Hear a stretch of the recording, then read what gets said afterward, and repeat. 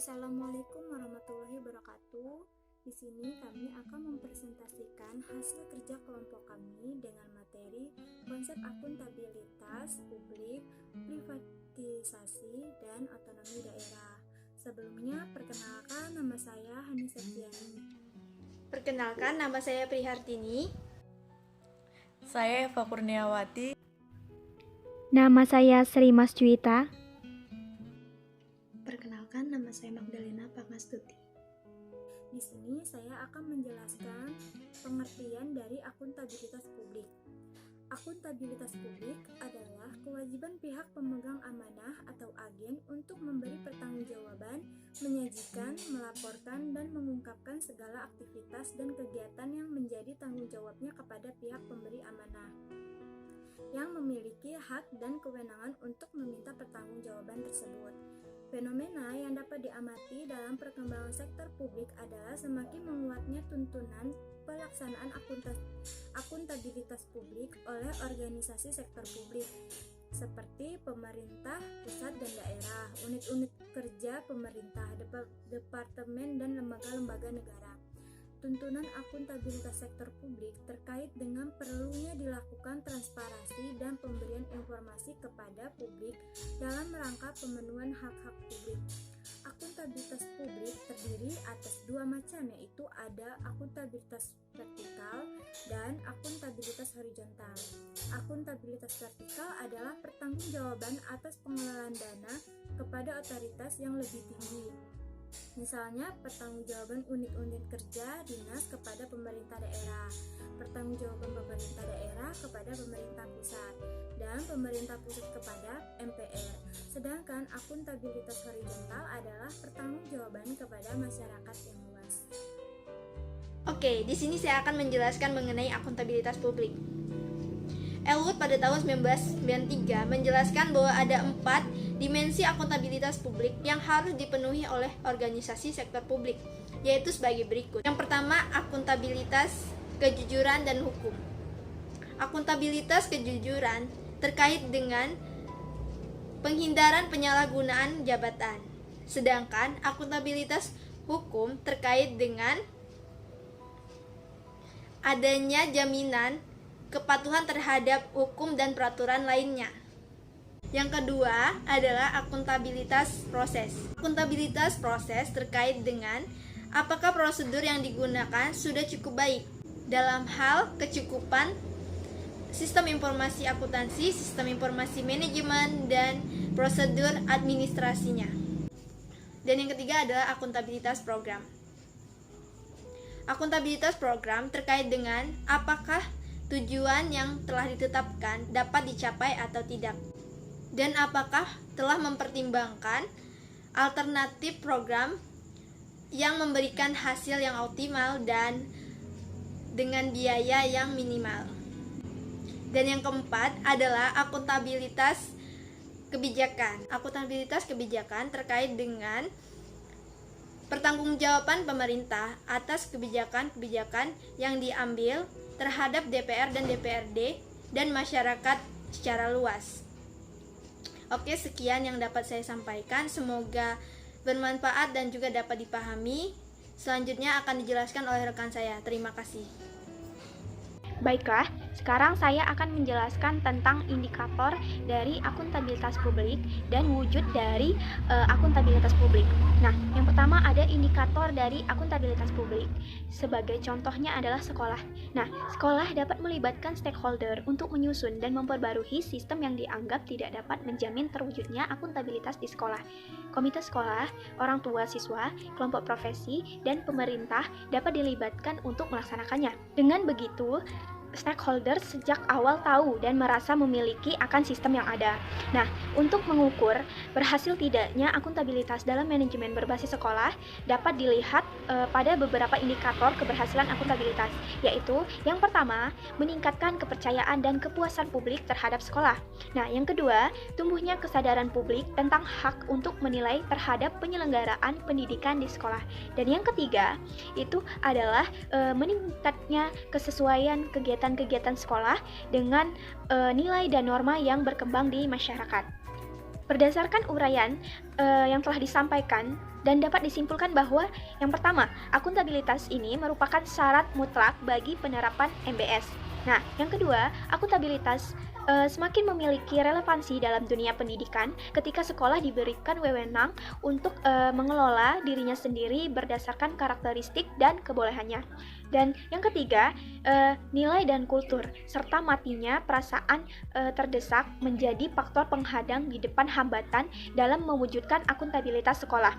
Dan yang keempat, itu upaya-upaya untuk mewujudkan dan meningkatkan akuntabilitas di sekolah sangat bergantung kepada kemauan dan kemampuan serta visi perubahan warga sekolah mewujudkan akuntabilitas. Dan yang terakhir, yang kelima, itu akuntabilitas memiliki efek pada pencitraan publik terhadap sekolah. Dan selanjutnya adalah wujud dari akuntabilitas publik. Nah, contohnya sendiri itu adalah perusahaan yang baik, yaitu perusahaan yang memiliki komplain manajemen sebagai wujud akuntabilitas dalam pelayanan publik di era otonomi daerah. Nah, untuk memberikan pelayanan terbaik kepada masyarakat dalam rangka menciptakan kesejahteraan masyarakat, masyarakat berhak untuk mendapatkan pelayanan yang terbaik dari pemerintah karena masyarakat telah memberikan dananya dalam bentuk pembayaran pajak, retribusi, dan berbagai pungutan lainnya. Nah, itulah indikator dan wujud dari akuntabilitas publik, dan materi selanjutnya akan disampaikan oleh rekan saya. Kepada rekan saya, silakan. Di sini saya akan menjelaskan tentang materi privatisasi. Privatisasi merupakan salah satu upaya mereformasikan perusahaan publik untuk meningkatkan keefisiensi dan efektivitasan perusahaan publik. Perusahaan publik juga tidak luput dari tudingan sebagai sarana korupsi, kolusi, nepotisme, efisiensi, dan pemborosan negara. Di sini ada beberapa tekanan terhadap BUMN dan BUMD. Yang pertama ada regulation and political pressure. BUMN atau BUMD dituntut untuk memberikan bagian laba perusahaan kepada pemerintah.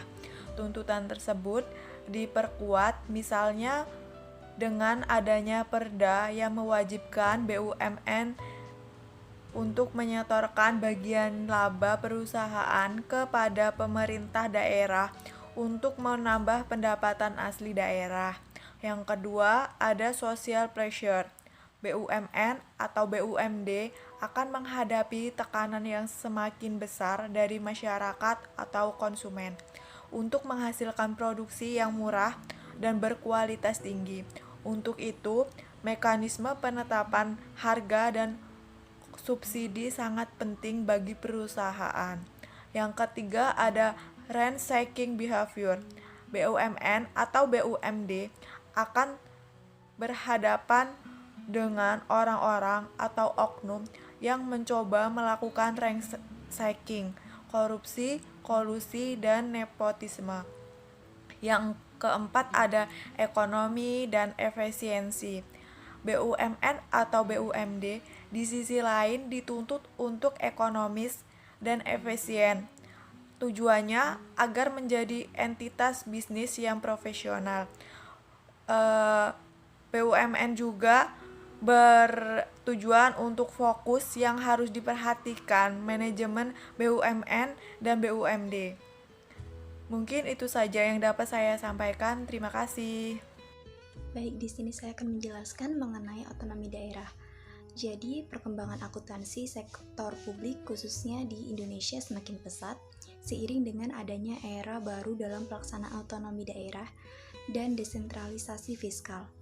Salah satu ketetapan MPR yaitu TAP MPR nomor 15/MPR/1998 tentang penyelenggaraan otonomi daerah yang meliputi pengaturan, pembagian, dan pemanfaatan sumber daya nasional yang berkeadilan serta perimbangan keuangan pusat dan daerah dalam kerangka negara kesatuan Republik Indonesia. Implikasi otonomi daerah terhadap akuntansi sektor publik adalah bahwa dalam rangka pelaksanaan otonomi daerah, pemerintah daerah dituntut untuk mampu memberikan informasi keuangan kepada publik, DPRD, dan pihak-pihak yang menjadi stakeholder pemerintah daerah. Jadi ada 6 kiat dalam penyelenggaraan otonomi daerah. Yang pertama, dilakukan melalui desentralisasi yang menghasilkan 2 manfaat, yaitu mendorong peningkatan partisipasi, prakarsa, dan kreativitas masyarakat dalam pembangunan serta mendorong pemerataan hasilnya. Yang kedua, memperbaiki alokasi sumber daya produktif melalui pergeseran peran pengambilan keputusan publik ke tingkat pemerintah yang paling rendah yang memiliki informasi yang paling lengkap. Lalu yang ketiga, penggunaan single entry dan cash basis dalam sistem akuntansi yang selama ini digunakan tidak memungkinkan disusunnya laporan keuangan daerah yang akuntabel. Lalu yang keempat, perlu adanya standar akuntansi keuangan yang mengatur sistem, prosedur, dan mekanisme pengelolaan keuangan daerah, sehingga dapat dihasilkan laporan pertanggungjawaban yang akuntabel, transparan, dan dapat dibandingkan karena menggunakan dasar yang sama. Lalu yang kelima yaitu laporan keuangan sebagaimana disebut di atas memungkinkan untuk digunakan sebagai dasar penilaian kinerja pemerintah. Lalu yang terakhir yaitu yang keenam, karena adanya hubungan yang erat dalam hal kewenangan, fungsi, keterkaitan, program, dan anggaran antara pemerintah pusat dengan daerah, maka strategi pengembangan akuntansi pemerintah pusat dan daerah harus dilakukan secara terintegrasi dan mencerminkan keadilan. Sekian presentasi yang dapat kami sampaikan. Wassalamualaikum warahmatullahi wabarakatuh.